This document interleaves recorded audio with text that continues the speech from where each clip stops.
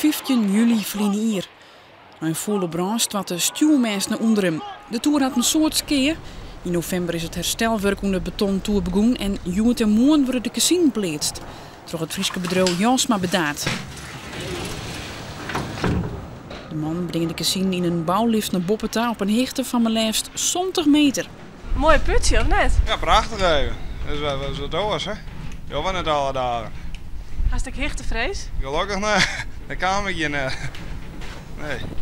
En maak je hem nou extra om tinken hier? Veiligheid. Ja, als 65 staan de casino 60. Dit is een hele hechte. En er zit een steiger omheen. Dus daar moet je wel wat op denken. Open als je morgen ook een keer. Ja. Ja, je hebt met rente te doen, hè? Ja. Hopen dat je eruit kunnen knopen. Hè? Ja, nou goed. Ik heb mijn veterstrik diploma, dus.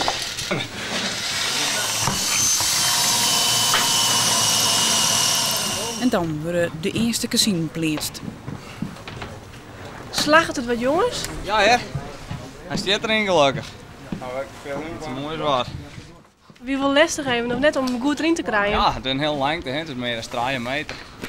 Om even van je uit te halen, maar we weten nou hoe het maakt. Dat is wel hichtevrees. Nee, gelukkig niet. Het schommelt wel wat boeten, maar je niet. Er was nog even het rondje te zien. Ja, ik laat het nog wel even. Ik zwaai even. Het herstel van de betontoer is over een paar weken klaar. In april wordt de 200 meter hoge stuwmast geplaatst.